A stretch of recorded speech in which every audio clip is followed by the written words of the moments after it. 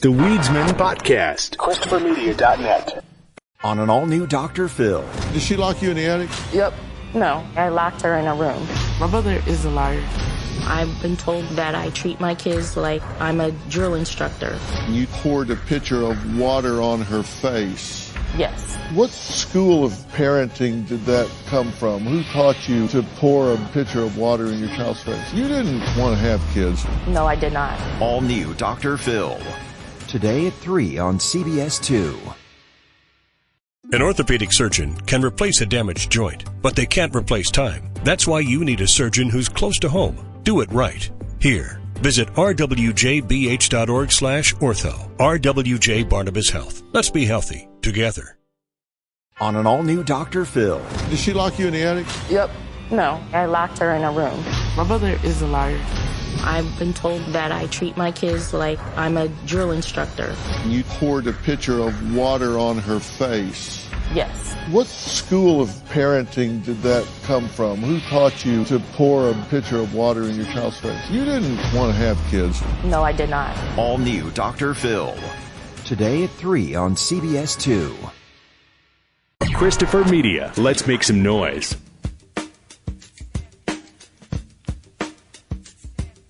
From Asthma Core Studios near Detroit, Michigan. Oh, man. It's the Weedsman Podcast. I have no idea what's going on. And now, you have smoked yourself retarded. Here are the Weedsmen. You want to get high? Welcome to November, Chris. I'm Aaron. It is November. Yeah, welcome. We're past the all the fun holidays, man. Yeah. We're past the get-to-do stuff holidays and onto the have-to-do stuff holidays. Yeah, onto the super expensive holidays. Although, I'll tell you, as a stoner, Thanksgiving always holds a special place in my heart. Because going back probably to, I was a senior in high school, me and my mom's brother, my godfather, always go out and get fucking baked a half hour before dinner, and then it's fucking on. Yeah. And he's a guy, I'll just get, in recent years, I've turned into, I get a little everything guy. You know, my uncle. Food-wise? Yeah. This motherfucker will get, 2 plates that weigh, 2 pounds each. And I'm just looking at him you stoner. You know, at least in years, we've graduated to, vaping and stuff now. But back in the day, they had to be smelling all like weed. And then looking at my uncle, who was, 20 years older than me, by the way, just, and he'd eat it all, too. The guy's skinny.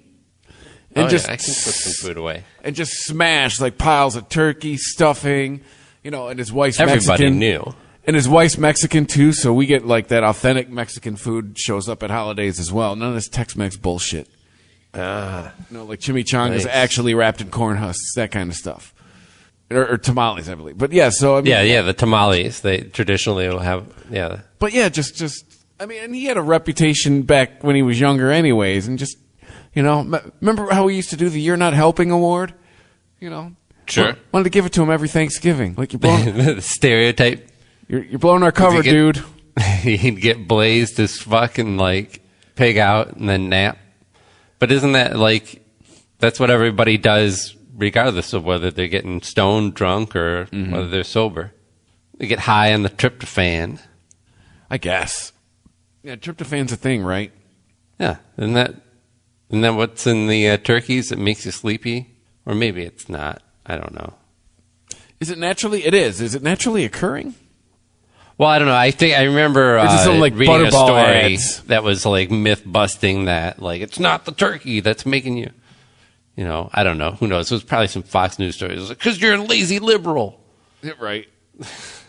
That bird makes you want to sit around and collect unemployment. Yeah. Yeah. It's a welfare. I can't even say. Welfare bird. Welfare bird. Why is that so hard to say? I don't know. I confess, I'm a little tired. I'm a little tired and disorganized today. I've been working a lot. I've been busy a lot. Saw a lot of long-ass fucking movies. Why are movies so fucking long? I'm not going to go off on we need intermissions to come back, but it's not a bad idea. How about editors? Can we do that instead?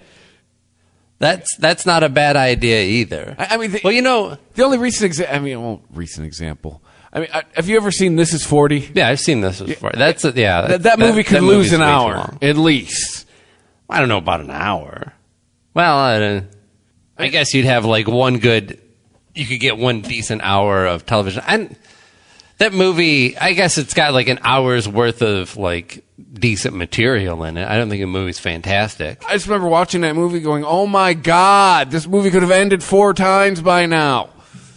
Well, that's the thing, is it doesn't have really a traditional arc. So you keep looking for one. You're like, oh, this is going to be no, it's not. They're not going to resolve that. Okay, moving on. You know what that is? That movie is officially probably the watermark in Judd Apatow's career when people stopped saying no to him. By then, that was probably the furthest people let him crawl up his own ass before they decided to like put a leash on his behavior. After like 9 hits in a row, they stopped saying no to him. That was like, and it showed. Like, no, man, like, no, you still need an editor. Not everything you do is gold.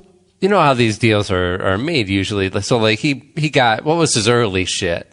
Like 40-year-old virgin. Yeah, like, so 40-year-old virgin hits really big, and then he decides he probably signs some deal with a studio, and he's like, okay, well, I'll sign a 5-picture deal with you, but one of those 5 has to be a movie of my choice, right? And so then that's probably This Is 40. And then they keep pushing it off. We're like, okay, we'll get to your passion project, but first give us another Anchorman. Well, Anchorman 2 is a piece of shit. Yeah. And it is so bad, I've never seen it. And I love that movie. No, the word of mouth, because the word of mouth on it has been so bad for people who I trust about comedy. Yeah.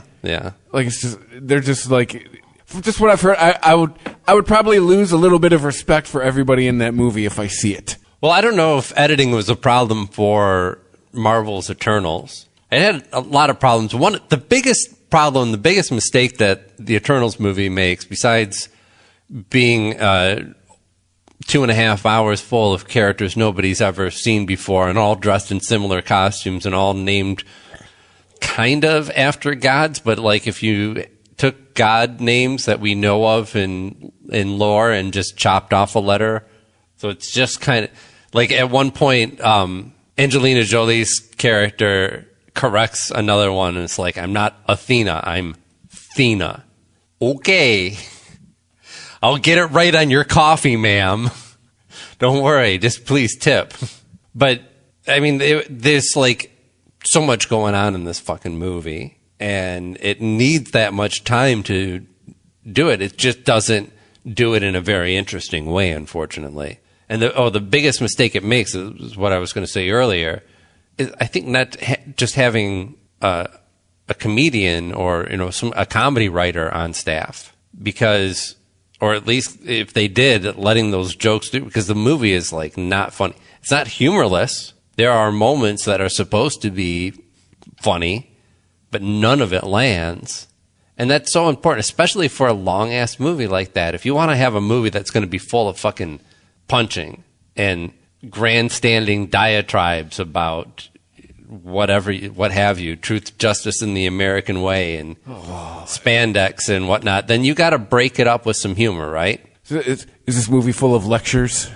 No, I'm saying in general. I'm broadening a little bit. If we're talking about superhero movies, you need to throw in some dashes of humor to break shit up.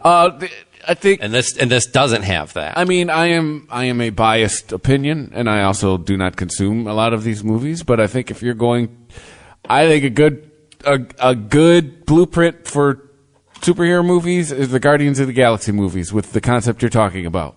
I think it's a good example to look to for good humor in those contexts. That's what I'm saying. I don't necessarily think that everything should use it as a blueprint in that, because that's like really an action comedy. I don't think that every one of them should be an action comedy, and I don't think that the Eternals should be an action comedy. I just think that if you're going to have 4 or 5 jokes in there, then make sure they're really actually funny jokes and not just knock off like, oh, everybody's going to get this, including mom and dad, type of references or whatever, like Disney style bad I think we're stumbling into a concept we have talked about on the show a few times.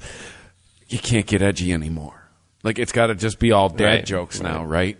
Yeah. Well, the other thing too is the humor good humor is always personality driven. It's always, the delivery is most of the joke, right?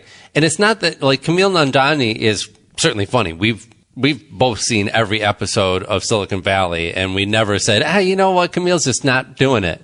Like, that show and him in the solid comedy. I think he's a really great actor. I just don't think they gave him anything to work with. I've seen him do, like, I don't know how much he actually writes, but he's not like, he can get edgy in his stand-up and shit, right? Mm-hmm. So, like, I'm sure, like, all his ideas were just knocked down. And they're like, no, we cannot do that. Nobody's going to buy the action figure of you if you are making double entendres of any sort or what have you. So I'm sure that he was hampered in any way and not really allowed to be as funny as we know him to be. But in general, that's just an example of the lack of charm that the movie has, and it's got a lot of charming actors in it. It has a fantastic cast. I don't know how you could make such a boring movie with a fantastic cast. Well, there's always those anomalies, right? Like, I've always talked about the show Children's Hospital on Adult Swim, right? I don't even know if it's still on. But on paper, the cast of it, like, this should be the funniest show ever. And then I watched it and went, I don't understand it. I don't know what's going on. This show's a piece of shit. Just highlights that, this is that everybody's efforts are important, even behind the scenes. That it's not just, the movie math is not just as simple as take sexy actor and put it in skin-tight outfit and have it fly around, right? You do need something more going on underneath the surface, or else we're not going to keep coming back. Turns out characters in a story need personality. It's crazy. Then again, my youngest loved it. Thought it was fantastic. Was telling me about her favorite parts, favorite characters. Oh, are we getting into this might not be for you? I didn't really feel like there was some sort of generational thing going on. It wasn't like there were things about the movie that were rubbing me the wrong way. Not that I'm the type that gets rubbed that way, but I tend to have antennas for it, right? I guess not necessarily that I'm like being disturbed by things, but I'm just like, oh, this is the type of stuff that I'm going to read about on Twitter tomorrow, and people will be like, "You're ruining the characters." I'm not even getting it. I'm maybe seeing like stylistic differences, like things like that. Like, no, it doesn't feel like it doesn't feel like that. It just feels like they went super, super broad. They went super vanilla, and just tried to cast as wide a net as possible on the appeal. Like I guess you could say, let's just fucking Benetton the fuck out of the cast and just mayonnaise the fuck out of the script, and everybody will walk away going like, yeah, it was all right. It was a Marvel movie. And I'm sure it's making lots of money. I went to see it. Benetton the cast. You just fucking Benetton paint the cast. I think we just dated ourselves with that reference. That nobody understands what I'm talking about anymore.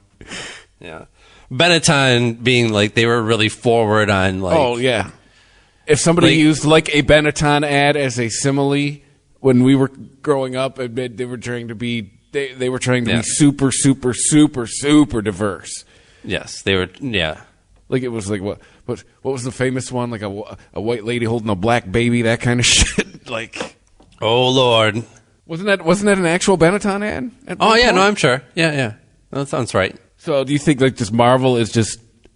I think what maybe I'm hearing from you is Marvel is in danger of perhaps starting to get up its own ass a little bit. Like it could just slap the Marvel name on something and it'll make money. No. But so I'm not like down on the franchise in general and be like, well, this portends the eventual downfall of the Marvel universe or anything.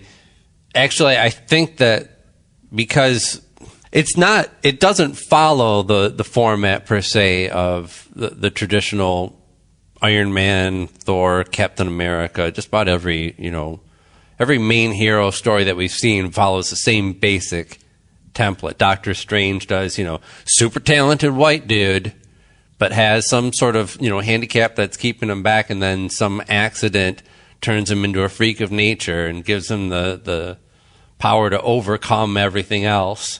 And it's not that. It does break the template, and I appreciate that they are trying for something bigger. They're trying for more of a Game of Thrones style epic. They want a big cast. They want lots of like palace intrigue type of stuff of like, there's betrayals and lots of politics going along with the punching and the flying and the laser eyes. It didn't land. It didn't land for me. It seems to not totally land for a lot of people. Maybe it is more of a generational thing. Maybe younger audiences and maybe maybe Marvel's really smart because they definitely need those properties that are going to appeal to people that are not my age. I'm like a lock, right? Oh, yeah. Make mine Marvel.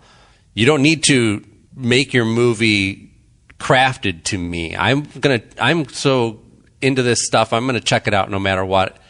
I'm curious about stuff that doesn't even seem like it was made for me. You're already in the shut up and take my money camp. Yeah. They don't need to woo you. And there's nothing that Marvel could do outside of just being completely abhorrent or as a company that could make me turn against them. So if Trump was the new Avenger, they don't need to necessarily make movies for me. Right, yeah. That might be it. Maybe. Depends on their take. I want to see the spin. Yeah. Is he a villain? I'd still pay to see it and reserve my judgment. It's the new Avenger, orange face. He'd have to be a villain. So yeah, I mean they should be making movies for people younger than me, right? It only makes sense. I'm not saying like everything should be geared towards younger audiences because old people are doing nothing but dying and wasting their money anyway. But that's a young people thing, right? The chances are, if you are under 30, maybe even 40, you are more likely to go out to the movies. It does, yeah. Definitely more so, it seems, post-COVID. The Weedsman Podcast. ChristopherMedia.net. On an all-new Dr. Phil. Did she lock you in the attic? Yep. No, I locked her in a room. My mother is a liar. I've been told that I treat my kids like I'm a drill instructor. You poured a pitcher of water on her face. Yes. What school of parenting did that come from? Who taught you to pour a pitcher of water in your child's face? You didn't want to have kids. No, I did not. All new Dr. Phil. Today at 3 on CBS 2. An orthopedic surgeon can replace a damaged joint, but they can't replace time. That's why you need a surgeon who's close to home. Do it right. Here, visit rwjbh.org/ortho. RWJ Barnabas Health. Let's be healthy together. On an all-new Dr. Phil. Did she lock you in the attic? Yep. No, I locked her in a room. My mother is a liar. I've been told that I treat my kids like I'm a drill instructor. You poured a pitcher of water on her face. Yes. What school of parenting did that come from? Who taught you to pour a pitcher of water in your child's face? You didn't want to have kids. No, I did not. All new Dr. Phil. Today at 3 on CBS 2. An orthopedic surgeon can replace a damaged joint, but they can't replace time. That's why you need a surgeon who's close to home. Do it right. Here, visit rwjbh.org/ortho. RWJ Barnabas Health. Let's be healthy together. ChristopherMedia.net. The Weedsman Podcast.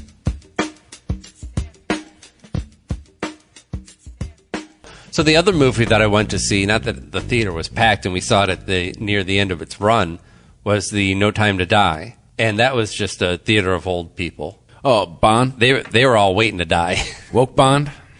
Is it woke Bond or no? It's not. It's so far from woke Bond. Okay, so like the whole conspiracy of like, oh, he's being taken. Yeah, he retired, right? Well, yeah, we've like said Bond does this all the time. He like leaves and he's like, "Don't call me again." He goes out to an island and then something happens. He's like, "Oh, just when I thought I was out, they pulled me back in." It's not James Bond, right? It's 007. Like, haven't we had this semantics battle before? Yep. Like, that's really what it is. Like, it's Agent Double. Like, remember, so Get he Smart, runs into a new Agent 99, same thing.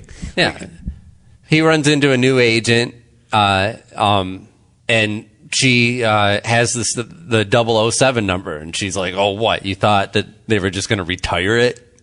And then, at some point before the movie ends, I mean, again, everyone who's seen this who wants to see it has probably seen it already, but spoiler alert. So, like, near the end, they kind of make up. They see eye to eye. They're not, like, vying for, like, who's the better 007 anymore.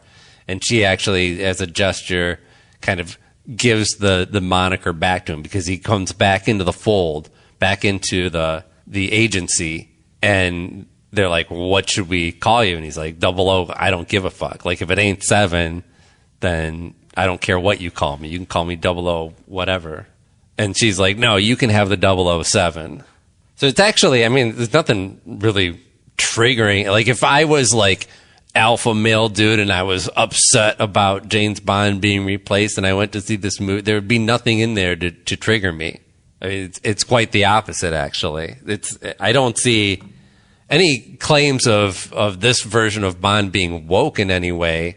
I don't know what you would refer to. Isn't he monogamous Bond now? Like, he doesn't do 100 bitches? I mean, I guess it was a little different. Like, in the old days, there's a female agent. I think she's Cuban, but she was like an American recruit. She was working with Felix Leiter, the American agent, played always beautifully by, oh gosh, what is his name from Westworld? That doesn't look like anything to me. Black dude with like a really great voice. Idris Elba?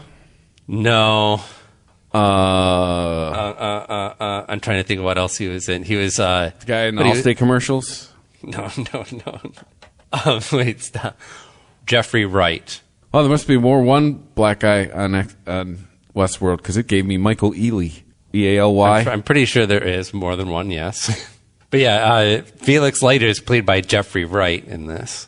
But anyway, so there's this smoking, I believe, Cuban actor who is an agent. She comes off as like really nervous, says like she's like 3 weeks on the job, and Jane and Bond is like kind of rolling his eyes. And in a traditional setup, it would be like, oh boy, here we go. Like she thinks she's an agent, but the ladies, they can't really cut it. The men have to step in and do the job. But she does actually turn out to be super competent. And James Bond is like, wow, you're actually like really great at this. And she's like, you're not bad either. And they have some mutual respect for each other. And then, they kind of go their separate ways. Whereas another traditional resolution to a scene like that would be like, you're not so bad yourself either. Cut to us in bed. Well, yeah, so 50 years ago, Sean Connery would just do her. Yeah, like old James Bond movie would be, she would be somewhat competent. Maybe she'd tag a few guys with a gun, but he'd have to save her in the end. And then she'd be like, oh, my hero. And she'd fall out of her clothes. And then the next morning, a ninja would come in and kill her. And then he'd have to get revenge or something. So does that make the difference woke? Because this is not the traditional sexist version of James Bond. I don't know. Honestly, these movies aren't very Bondian necessarily at all. There's nothing that ties them outside of borrowing the mythos of the agency and everything that really ties them to the original movies, because the original movies were really over the top, almost farces, campy, of male machismo, right? Like, always hits the target, always gets the girl, never has as many highballs as he wants and never lets it slip, always Johnny on the spot. And it's ridiculous. Zips out of a wetsuit with a tuxedo underneath. As one tends to do. right? Clean pressed.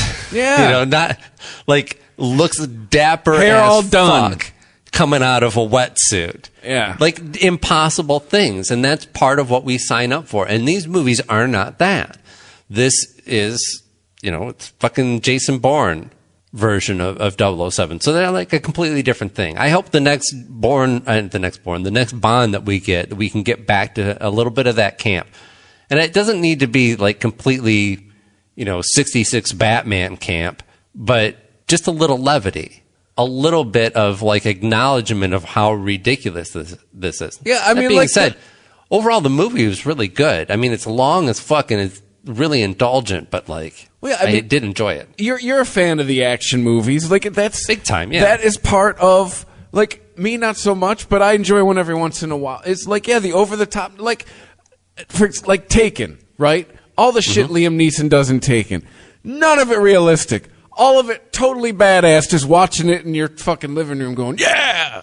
Like, or anything that happens in any of the Fast and Furious movies. What I love about Taken is, Taken is the John Wick of its own genre, meaning that, like, they trim all the fat. Yeah. Right? So in the past, it would be like, he's an ex-cop and he's had years on the service and he's finally had it. And he's, he has a lot of martial arts training from when he was a kid. And he used to be a football player so he can like hit people really or something. And this is just like, oh, you know what? Let's just one line and that's all it is. I'm a man of very particular skills. Okay. I don't know what that means. Nobody knows what that means. But next thing you know, he's fucking snapping necks and fucking ripping throats. Yeah, so it's fucking badass. Yeah, it sounds scary when it comes out of his mouth. I wouldn't fuck with him if he told me that. I wouldn't be like, what? Like good at Scrabble? Or are you good at CPA? Yeah. Do you play guitar? Like what he say? That's a pretty broad statement. But when it comes out of Liam Neeson's mouth, it's not very broad. It's a very particular statement. Yeah, especially if I'm on the other end of that phone, I'm like, hey, the phone's for you. Talk. Oh, whoops. He's not fake call. New phone. Who dis? I would wet myself. Yeah, I might shit myself. There might be excrement coming out of. Might be something coming out of all of my holes. Might vomit. So that's the thing. Like, is it woke? I don't know. I guess like it's so ridiculous to call things woke anyway and get hung up over this. I'm not going to go see the woke version of this or that. Then don't. And that's what I say to them. Then no.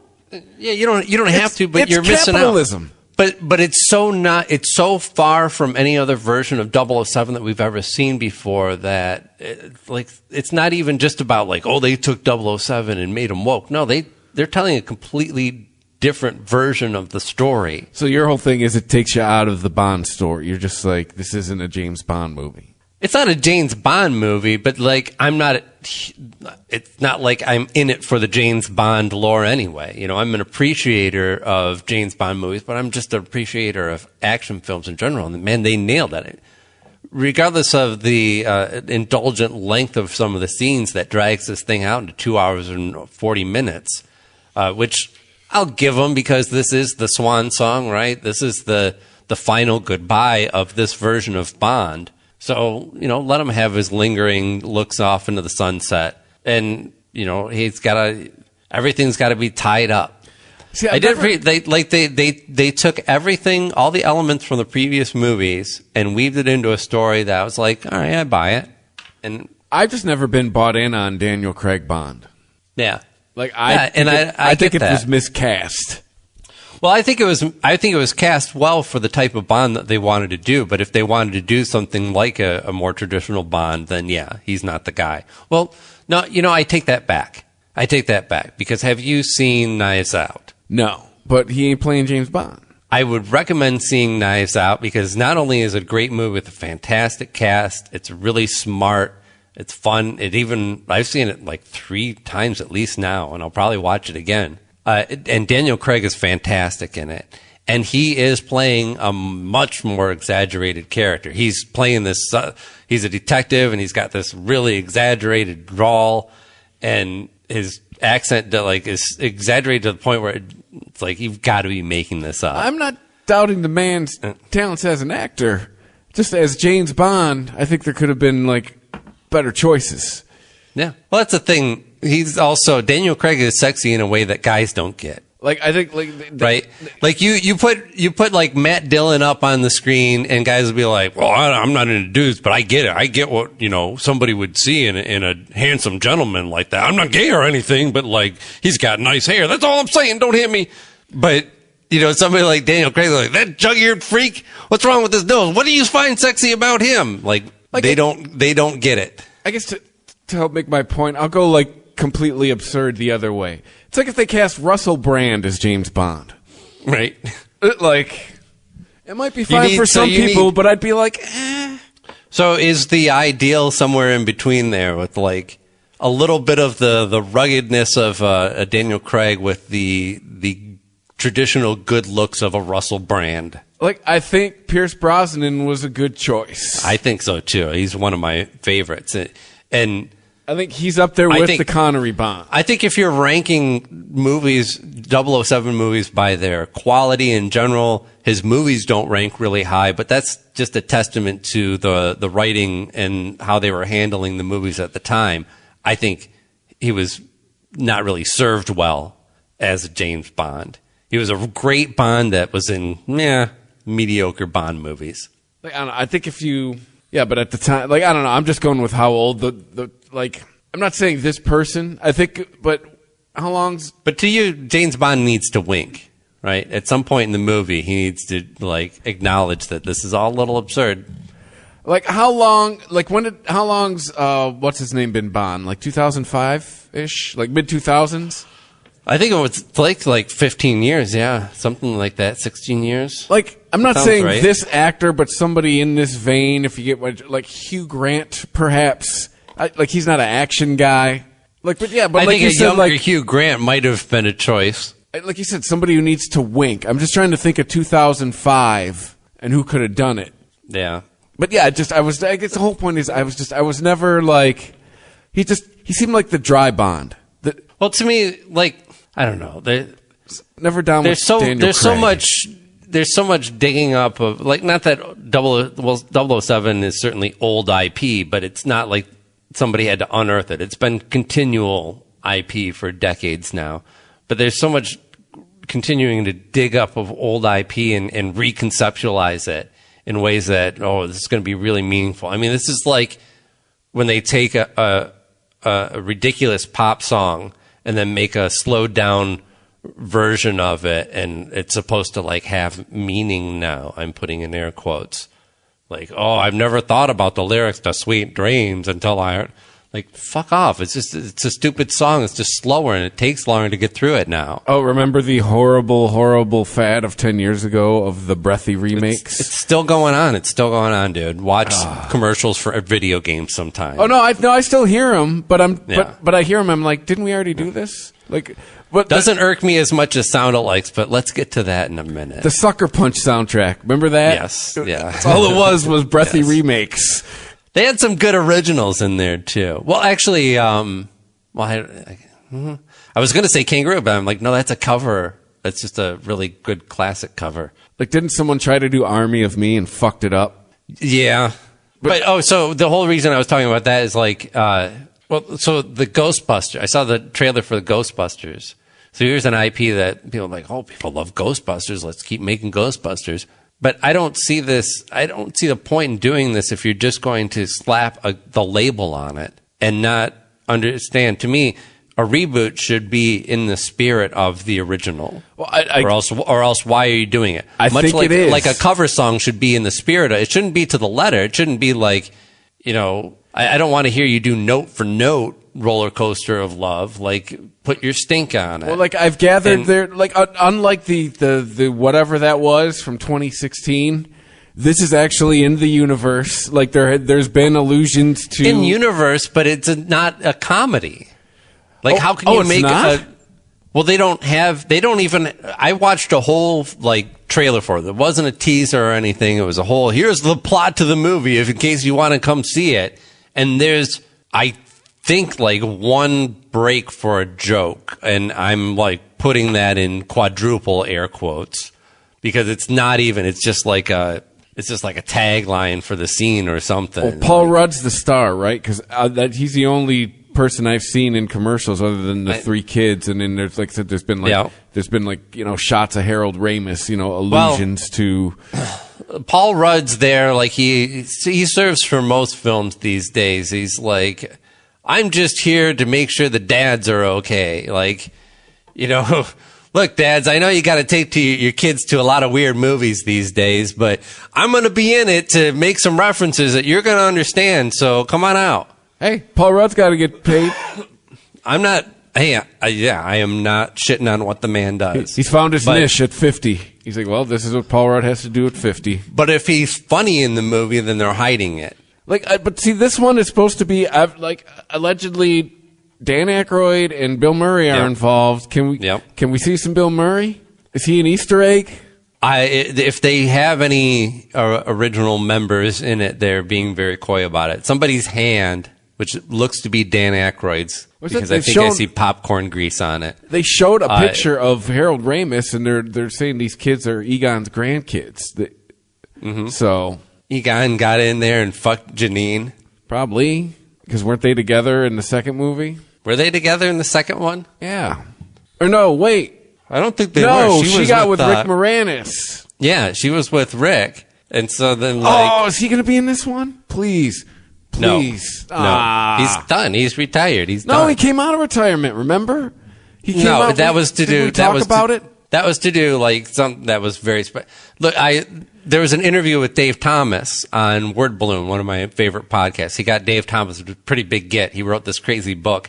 And Dave Thomas, they talked briefly about Rick Moranis, and he's like, no, the guy's done. He came out of... He, quote-unquote, came out of retirement because there was something that, he felt, I don't know if it was something that he felt obligated to be involved in or something that maybe he owed a favor or something like that, but it wasn't him getting back into the game. He has no interest in acting, period. I'd heard he his wife got sick and he quit acting to raise his kids, and now his kids were raised and he was getting back in the game. But I guess. Yeah, that's not the impression that Dave Thomas has, but who knows? Maybe they're not that close anymore. No, you heard Dave. You heard. Seems like a good source. Was he Bob or Doug? Who cares? They were Bob and Doug. Yes, that's all that matters. So I don't know. I'm going to have to see it. The Ghostbusters thing. Yeah, I don't know. It looks. Dude, I saw that other piece. I saw that other turd. It took me an edible to think it was good. This movie's not that bad, and then I saw it without an edible and went, "Oh, this movie is terrible."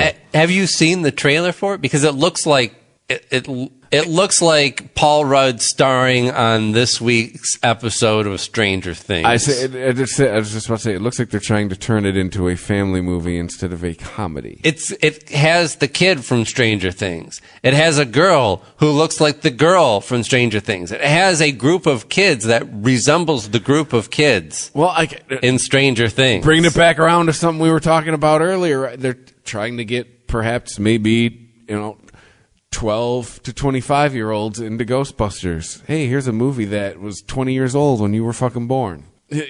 So I mean, there's that element, right? I mean, that's you look at the ratings for Stranger Things, kind of makes sense to perhaps go that route. But yeah, but again, for people our age, for me especially, for movies as a kid, this is top 5. This is holy ground. Do not fuck this up. Yeah. Well, that's the thing. No, I understand the appeal, and that's not what's throwing me about it, is that they're trying to appeal to kids. How dare they turn my Ghostbusters into a kid-friendly thing? Because it was a comedy. It was a comedy that had parts that scared the fuck out of me, but it was mostly what I kept coming back for was, I'm busy here, Ray. Yeah. The fucking slapstick comedy, that brilliant back and forth that everybody, the chemistry between Bill Murray and dude, Rick Moranis is so fucking good in that movie. And all of his lines are just classic, honestly. And so I'm not tweaked about they're turning it into something. I'm saying they're so obvious in their lift that it's pathetic. This is so when I was talking about sound-alikes earlier, the newest Old Navy is one of the worst offenders of this. and their latest holiday commercial has a song with a bass line that goes dun dun dun dun dun dun. It's whatever the fuck that gorilla song is. Oh, hold on here. Not that one. You're thinking of. But all they did was like, oh, just lift the bass line and then put some samples in there. It says this one is from a month ago. Oh, did you find the Old Navy commercial? Yeah. A young black woman jumps out of a box in red underwear. No, this is 80 Bryant. No, it's definitely a holiday-themed one. Like, there's a gift. She's got red underwear, like red long johns with, like, Christmas trees on it or some shit. Yodas or some shit on it. I don't know. Jingle jammies. Expecting someone else? Ho, ho, no. It's the holidays, and we are all about it. No. That's the one. Oh, it is? Eggnog, egg roll. You do you, boo. Lovely weather for a golf cart ride together. Or however you want to slay.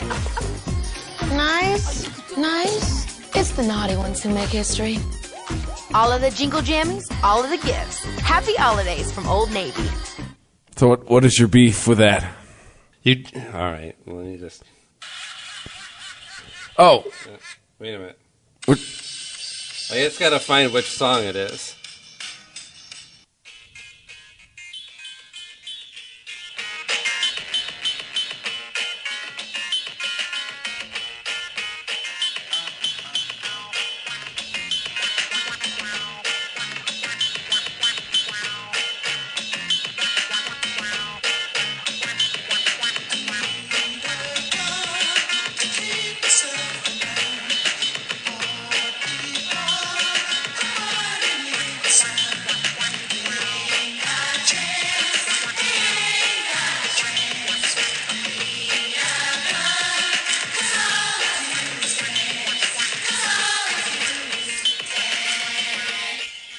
That's pretty much it.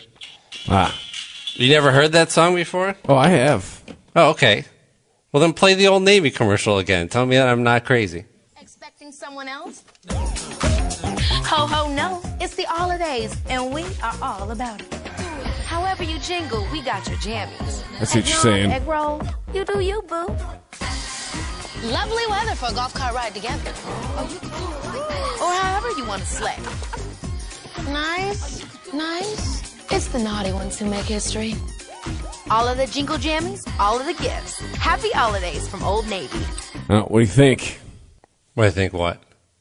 I said I just played the Old Navy commercial again. No, I told you what I think. That's the whole reason I brought it up. They ripped it off.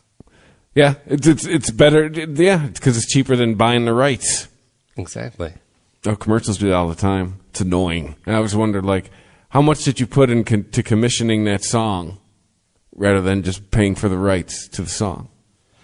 I know. I'm sure it had to have been cheaper, or else, the math doesn't make sense. But, like, how much are you saving? Right. That's the real question. How much are you saving by screwing over the original artist and just trying to siphon off their art? Why does Heinz Ketchup want to go to Mars?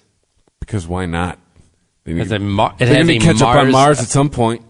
Has a Mars edition ketchup. Well, it's produced on Earth in Mars-like conditions.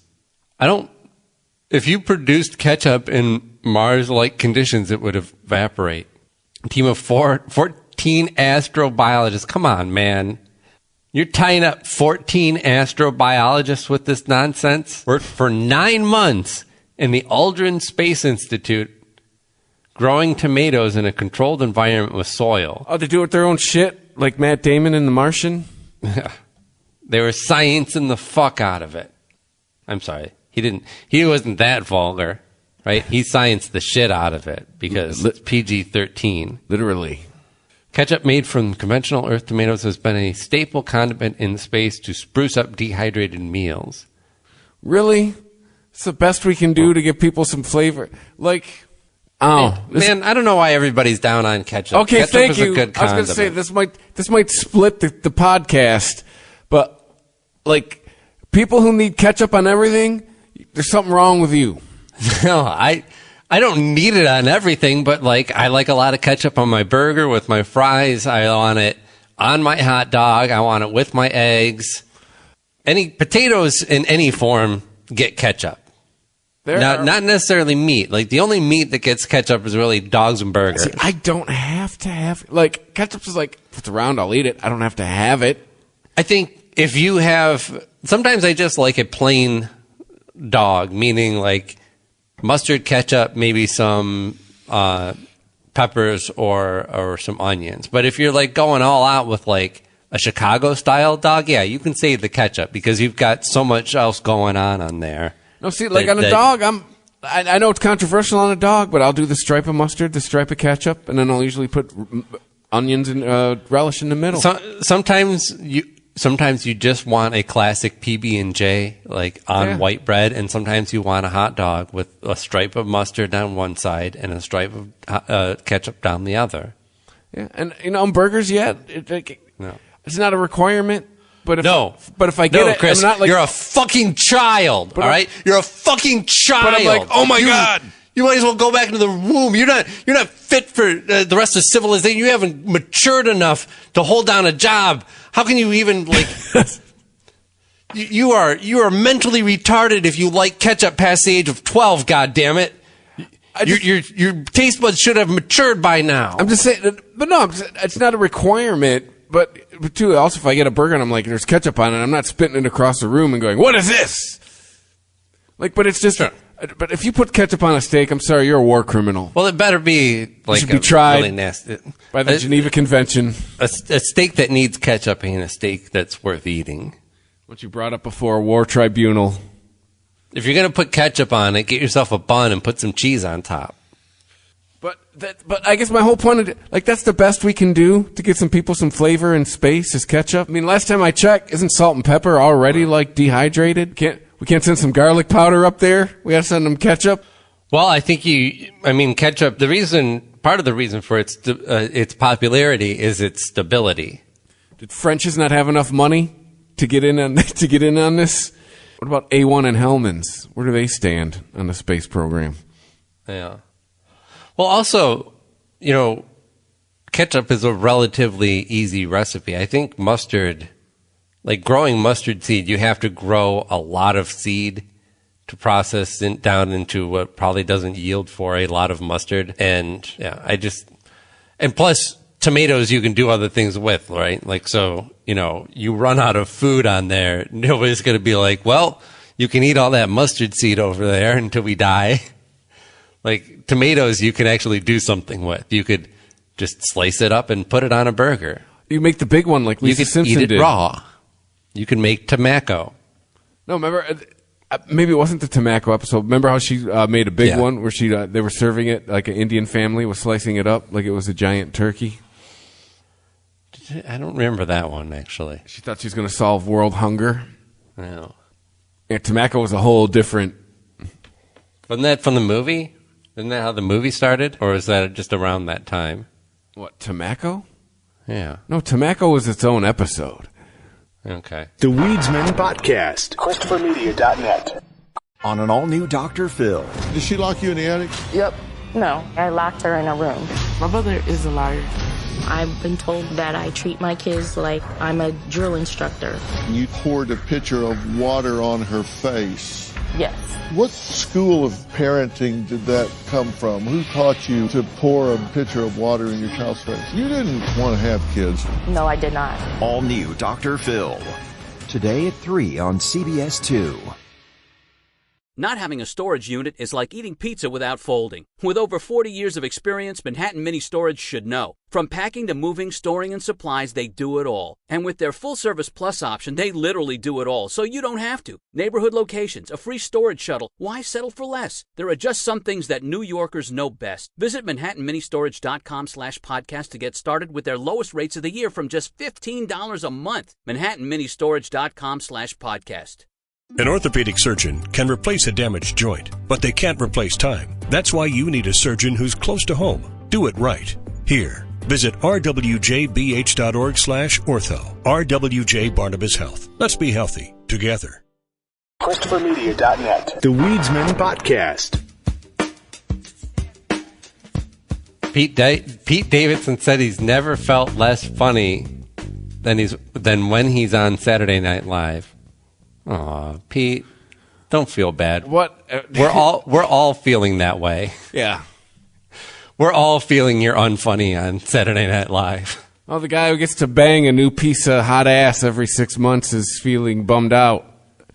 Oh no. Yeah, what? He's with with Kim K right now. Yeah. Before that, he was with Kaya. He was with Cindy Crawford's daughter. Yeah. If you see a dude coming up behind you with the plastic face, run. Yeah. Like he got Ariana Grande. Remember that? Did you watch Seinfeld? No. Oh, not really. There's an episode where George ends up scoring a date with a super hot chick. And the whole episode, the premise of the episode is like now he's in a club because he got it, now that other hot chicks saw George with a hot chick, he can now get hot chicks. And that's essentially what's happened to Pete. Does he send Ariana Grande a bouquet every once a year? Like, hey, thanks for all the hot tail I'm getting now. She let him in that club. She was the. She's the gatekeeper, essentially. In a few ways, yeah, I guess, because he is. I'm trying to think. Like she was his sponsor. He is right. Like getting into a country club, right? Right. Got him into the hot girl club. Yeah, I'm sponsoring him. Yes. Yeah. Because he is a goofy looking motherfucker. Well, he had a bunch. Isn't he getting them all removed? He had a bunch of tattoos, and yeah, he's not funny. Like he has his moments. But generally, tall dude. He's not tall funny. Dudes. His best moments on Saturday Night Live are when they put him on Weekend Update and they let him riff because he's essentially doing stand up. To me, those have been the funniest things I've seen him do on Saturday Night Live. But he doesn't think that's funny because he's not a sketch guy, right? Like he's not known for impressions. Oh, not at all. I guess he's known for doing that kind of awkward. Kind of thing. Well, I don't know. I think he just is awkward, and that some people find that endearing. It's like Bobcat Goldthwait, right? When he came out, nobody really understood what he was doing,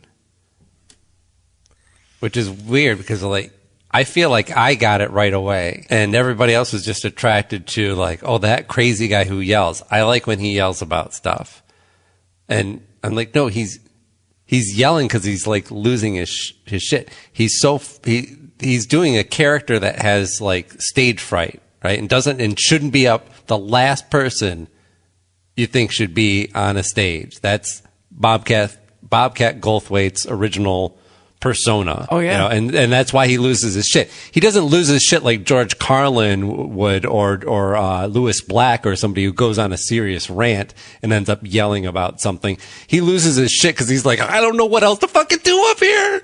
I'm gonna fucking crack. Everybody's looking at me. That's what his comedy was based off of. Yeah, and him burning down the Tonight Show was him apparently trying to literally torch his own career. Yes, and he said. He said he tried to kill his career, and then the next week he was at the height of his career. Yep. He's like, he thought he wouldn't get booked anywhere else, and everyone wanted to book him. Mm-hmm. The classic joke, but doctor, I'm Paganini. You know what I'm talking about? No. It's guy goes to the doctor, and he's seriously depressed, and he doesn't know, nothing is working. He's tried dating, he's tried, talking to his friends, he's tried good movies, he can't be entertained, he can't smile anymore, nothing's funny to me. And he's like, well, I know what can cure that, because it just happens to be in town tonight the world's funniest clown. So all you need to do is go and see Paganini tonight, and he will cure you. I guarantee you will laugh again. And he said, and then the man looks at the doctor and he says, but doctor, I am Paganini. Yeah. And it's the joke is the trope of the sad clown, right? The guy who makes everybody else laugh, but goes home and fucking puts a gun to his head and, at least mocks. You know who that is? Mimes suicide. You know who that is? From what I've heard, Daryl Hammond. Yeah. Interesting. Yeah. Like I've heard he's the guy who does, really all morose dude. Yeah, he's done all these impressions. Got brought back to SNL 15 years after he left, right? Because his impressions were so good. And yeah, apparently when he is not doing his comedy, he is just a sad and depressed motherfucker. Yeah, or maybe he's just not one of those guys that always has to be on, or maybe he's just not. I mean, some guys have like a funny, nervous energy, and they just funnel that onto the stage. And other people, it's just a craft, right? They're not always trying to entertain. They just have the ability to be on when it calls for it. It had to be exhausting to be friends with or be married to Robin Williams, right? Somebody like that, where you feel like maybe they're always like, dude, is there an off switch? Please shut it off. Well, it's the thing. There was an off switch, apparently. Well, there was a major off switch at the end. But there was an off. He was sick. His off switch would leave him despondent. Yes, absolutely. Absolutely. Not trying to make light of mental illness, because that is what we're talking about. But yeah, his off switch was depressive. He was a manic depressive. So it was, he's manic on stage, and then I'm sure off stage he was hard to be around for the opposite reasons. As long as we're talking about sad shit, Dean Stockwell passed away recently at the age of 85. Quantum Leap star. Sam from Quantum Leap. Were you a big Quantum Leap watcher? That was a huge show from my childhood. I wouldn't say big, but I've seen enough. Yeah. Like it was, growing up, like in a fairly religious household, I really didn't get to start seeing things till like middle school. And Quantum Leap was one of those shows. I mean, they weren't like, it wasn't like, I didn't live with the PMRC or anything like that. What was the catchphrase all the time in it? Oh boy. Right? He'd look in the mirror and he'd see somebody that, I mean, you think, when do you stop being surprised? Right? Yeah. But yeah, this was definitely, it was family by viewing. episode what? Like, we're in season 5 and you're looking at the mirror going, oh boy? Like, what did you expect today? Don't you remember the show? Okay, the end of the thing is hoping every leap is the final leap home. Sure, yeah. So everyone was like, no, okay, guess one more time. If that really existed, you'd go insane, right? I don't know. That situation actually existed, your mental health would just take a beating. All the situations you'd be put into, your own mental health, you'd probably go through a major identity crisis at some point. Well, yeah, that is a good point, because you're being dropped into somebody's life at a moment of crisis every single time, right? So there's no, like, when do you get a vacation? Yeah. You're right. I think you would probably jump 3 or 4 times, and then you'd be like, my life is chaos. All right, what am I doing? This next jump is going to be off a bridge. Yeah, watch this quantum leap the fuck out of this fucking universe. I'm going to leap into this semi-truck off of this freeway bridge. I can finally have some goddamn peace. The next jump my brain makes is towards the ceiling. Yes, exactly. Oh, look, I've leapt into a gun shop. But I'm going to, we're going to put Dean Stockwell, and he's still alive. Because, I did not know he was even still with us. He was one of those dudes that was just always old, right? Like, close your eyes and picture a young Dean Stockwell. What does he look like? Could be anyone. But also, I other imagine than it's Sam, in black and white, and he's probably in the service or something. But other than Sam, right, all I can remember that guy playing is some type of like fucking organized crime type dude. Yeah, what else did he do? I want to say, what did I see him in that he played Cops. a villain? Was he in Blue Velvet maybe? Or no, am I thinking of Harry Dean Hopper. Stanton? No, wait, wrong. No, Velvet. I know. No, you're right. Dennis Hopper's in it. But that's not... I'm thinking of National Velvet. That's fucking Elizabeth Taylor and a horse. All right, we're all over the place. Hold on a second. Hey, it's a show about weed, folks. Dean Stockwell, right? That's who we're talking about. Not Harry Dean Stanton. We want to see his IMDb. Paris, Texas. That's one of the movies that I definitely remember seeing him in. He was in the original Dune. Married to the Mob. He played Tony the Tiger Russo. So yeah, You're pretty on point there. Yeah, 2001, Italian Ties. I'm guessing that's voice of Tim Drake. Get the fuck out of here. How do you voice Tim Drake with that? Oh, it was Batman Beyond, so that would be an old Tim Drake. He was on the Tony Danza show as Frank DeMeo. Okay. The 97 version of McHale's Navy. Oh, isn't that widely regarded as a piece of shit? I would imagine so. Wasn't that a remake nobody was begging for? Quantum Leap, which they've got here for 4 seasons, looks like. All 97 episodes. How do you hit 97? You're telling me they didn't break 100? I thought you had to, that was like the magic number back in the day for syndication. Wasn't 100 episodes, right? Yep. How do they end up with 97? Maybe that's why it never ran that strong in syndication, because I don't remember. I think Sci-Fi picked it up. Which I remember being on Sci-Fi for a minute. But I don't remember them really rerunning those episodes. I caught them at the time. But also, too, there could have been some hour-long ones in there. So you could have the equivalent to 100 episodes. Yeah, Married to the Mob is 88. So that's a year before he gets the job on Quantum Leap. Beverly Hills Cop 2. Blue Velvet. He is in Blue Velvet. He plays Ben in Blue Velvet. I was right. Ben, the two of us. No, not that Ben. To Live and Die in L.A. To Kill a Stranger. Okay, moving on. Boy, this goes all the way back. Holy shit, man. His first credit is 1945. Whoa. Well, he said he's 80-something, right? So he was 85. He was 85, yeah. Dude, it's like 1945. He did 3 films. He was in Abbott and Costello in Hollywood. Something called Anchors Away, The Valley of Decision. Let's see, another two in 46. 47, he blows up 1, 2, 3, 4, 5, 6 different credits in 47. He just never stopped. See, this is one of the longest IMDb lists I've seen that is packed almost solid from every decade going back to the 40s with work. There's no period where you're like, oh, what was he doing there? Just taking some me time? A little, no. There's no gaps in this resume.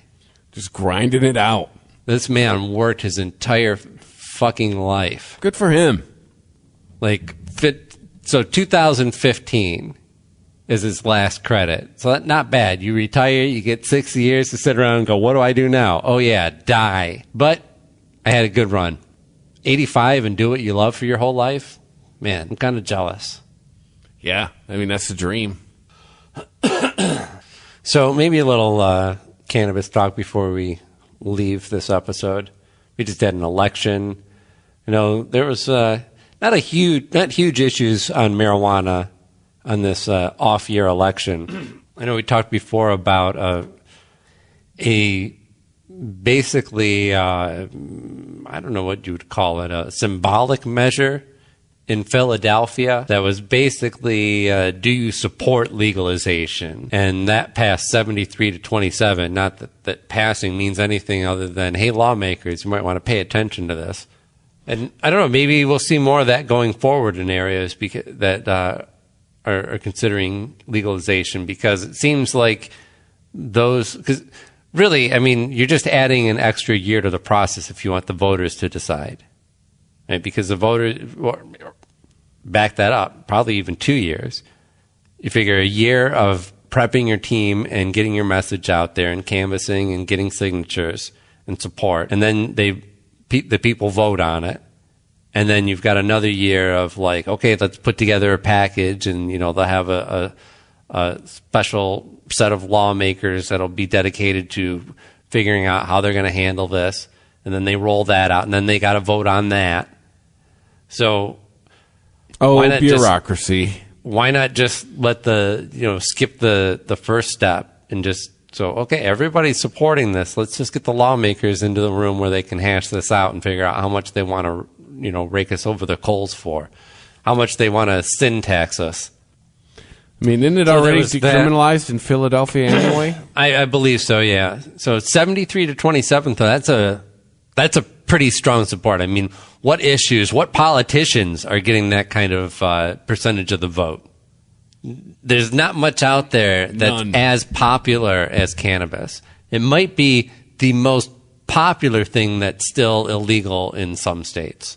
I don't know what else would take that place. But other than that, a lot of local measures, like here in Michigan, there was some areas like Clawson voted down having any kind of adult use recreational sales happening in their city limits. Well, whatever, Clawson, you're surrounded by like Royal Oak and Warren. Yeah. Good luck. Whereas, what about Lapeer? Where's Lapeer at? I never get out there. What kind of area is that like? 'Cause rural. Okay, because they voted yay on having pot shops in their city. Yeah, Lapeer is out. You head out towards Great Lakes Crossing. You keep going north on 75 for like maybe another 20-ish minutes. You're in Lapeer. So probably in an area where you could get to adult sales of recreational cannabis, but it might take you, a half hour or more of driving, and they'd probably really like to have something in town that they could hit up. Yeah, because they probably got to go to Flint, where they're at. So, yeah, what do you think? That was like probably at least. And no one should have to go to Flint. Nobody should. For anything. Nah, not for drugs, not for nothing. It's not worth it. Not even for pussy. No, not even for water. Yeah, friends don't drive to Flint for pussy. You're essentially going to get an STD. See, like, what that on a T-shirt with like one dude taking the other dude's keys. Mm-hmm. Like, no, dude, hold up, dude. I'm trying to save you from herpes. I know you said you like tattoos, but just think about this for a minute, dude. West Virginia is getting its first medical cannabis dispensary. I mean, that's kind of a state like that. I mean, that's a big deal. I mean, welcome to 20 years ago, but still, I mean, that means like that's a super conservative part of the country.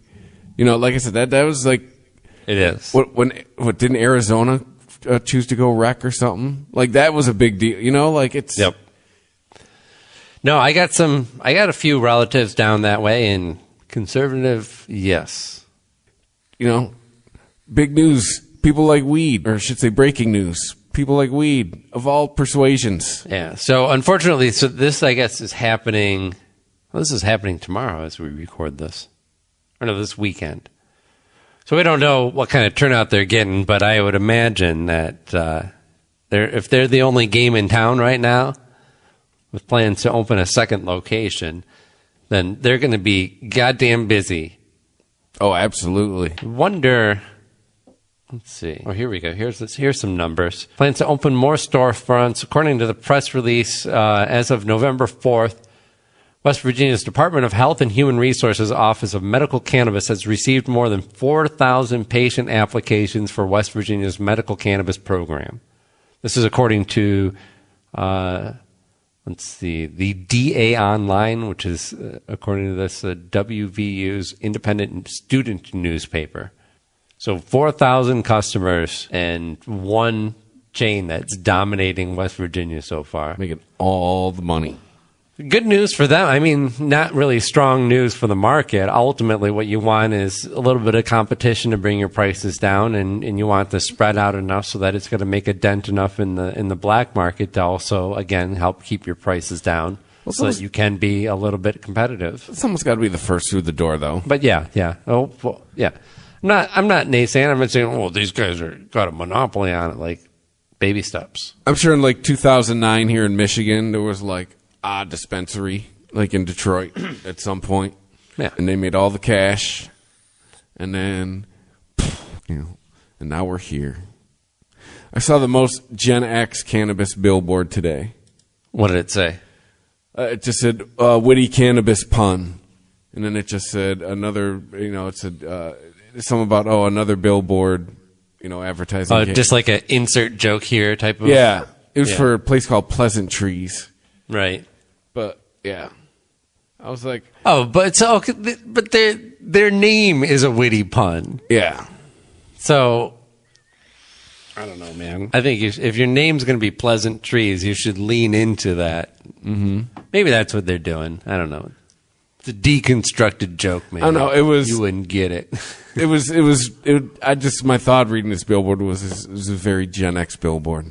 Yeah. If you don't get it, I ain't going to explain it to you. Yeah, man. Either get it or you don't. Which, you know, our generation, let's just end on an old man rant here for a second.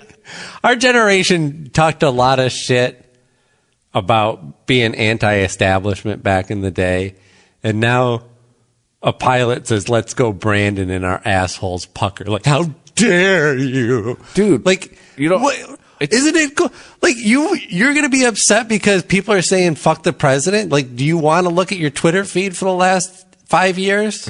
Right. Dude, I mean. See how many times you told the president to go fuck himself? Exactly. Dude, my father had a saying. Is one of the. I got like a list of the things my dad said that like came true. This one's definitely on them. The haircuts change, but the bullshit stays the same. Dude, it's the same shit the hippies did. Remember we're gonna change the world and don't trust anyone over 30. You know, flash forward to the 80s. You know, and they're all the yuppies and they're running everything, and you know, part of the reason Reaganomics, and you know, and. But part of the reason why I continue to vote is to ensure that I have the freedom to say "fuck the president" in whatever coded language I want. Mm. And you know, I don't agree with I think the reasons why they're saying, you know, they're saying "fuck Joe Biden" because gas prices are too high. Like, you're mentally retarded. You shouldn't be allowed to drive a car, much less vote, if that's your level of intelligence. If you actually think that makes a difference, but go ahead. But right, but that doesn't mean that, you know, I will defend to the end of days your freedom to say fuck the president and fuck any type of authority in whichever way you want. And it should always be encouraged. Like, yeah, fuck those guys. Dude, I'm with you. It's just me. It's not lost on me the irony of, people all of a sudden the reverence for the office of the president. And the same thing too with January 6th, all of a sudden the reverence for police officers. Like, oh, really? Like, and it's you ever scrolled backwards? It's not anything about disrespect of the office with the man or whatever. Yeah. It's a lot of people thought that, Joe Biden won, and they wiped the sweat from their forehead and said, phew, boy, did we dodge a bullet that time. Now we can go back to normal. And people who are, you know, not getting on board they're like, oh no, this country is going to slip back into chaos again if people are saying fuck Joe Biden. Like, fuck all politicians. I voted for the guy because I didn't want to see another Trump administration, but fuck him and fuck everybody that works for him and fuck all of Washington. Like, fuck those guys.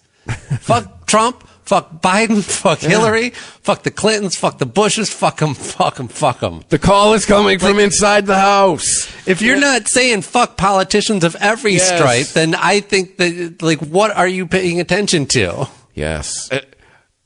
I don't do blind devotion in religion, and I don't do it in my politics. Yes. But I just want it's you know, to kind of what we were saying too, just I feel like Gen X used up all the irony because now the generations below us have none. We lean so far into we lean so far into it, and look, humor changes, and you know, absurdity. We're in a Dadaist movement. No, but I'm talking about what we were just talking about. How people who are all of a sudden think you shouldn't talk shit about the president, who are coming off of 5 years of doing nothing but talking shit about the president. I'm saying, like, they have no sense of irony. Yep. You know, person I certainly quote a lot on this show, Penn Jillette, but he made an important distinction, I think, that to him, a lot of the reason some of the pushback against the election results was disturbing was not because they were saying, like, you know, they were questioning the process. They weren't, you know, the process is the process. They're not sticking to the agreed upon rules, right? Yeah. Like, however whatever you think of the process of voting, we have agreed that we will abide by the results of the vote. And, you know, a lot of people cried foul in many elections, and certainly in our lifetimes, the 2000 election was a big one where, there were many people who thought that Bush was a quote unquote illegitimate president, but they didn't go that extra step of like, nope, none of this matters now because that's illegitimate. Like the whole process is broken and we're not going to, they're just like, that was fucked up. We need to do better next time. Right. We can't let them fuck with the vote in this way again. So I don't know. Maybe it's not really a huge distinction, but like there is that part of it. That's the only part of it that irks me is like, you can go ahead and bitch and say that the president is illegitimate. He shouldn't be serving. He's an asswipe or whatever it is. But like, look, numbers are numbers. If we can't agree on that, then I don't know, how we can even participate in the same process. And the way things are going, your boy's going to be back in 2024 anyways. Or something's there's going to be a change in 2024. Damn. Like it's last Tuesday was painfully obvious of that. Possibly. We've got a ways off. A lot of things can happen, but I just think that we've talked a lot about the pendulum swing, and the swings are just getting tighter and tighter. Yeah. Right. It used to be 8-year swings. Now we're down to like 4-year swings. Possibly. We'll see. It's just exhausting. Only time will tell. This is a different conversation. Yeah. So anyway, let's wrap up the show. Yeah. No matter either party, let's legalize it. Let's go. Let's get off Schedule 1. God damn it. Follow us on Twitter at the Weedsman420, Instagram at the Weedsman Podcast. You can go to ChristopherMedia.net, click on the PayPal banner or the Amazon banner if you would like to help us out. It's Amazon time of year, so hey, just go there, click on the banner, help us out, please and thank you. And wherever you listen to us, rate us, review us. That is how you help people find the Weedsman Podcast. 5 stars, please and thank you. And stay high. Stay high.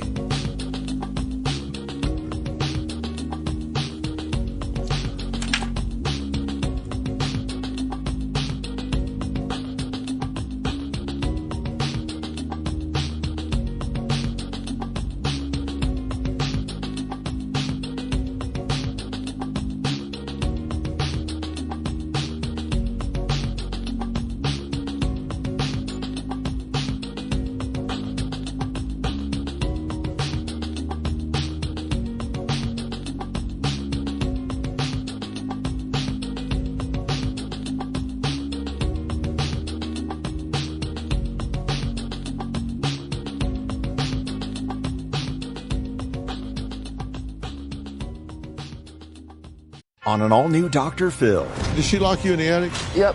No, I locked her in a room. My brother is a liar. I've been told that I treat my kids like I'm a drill instructor.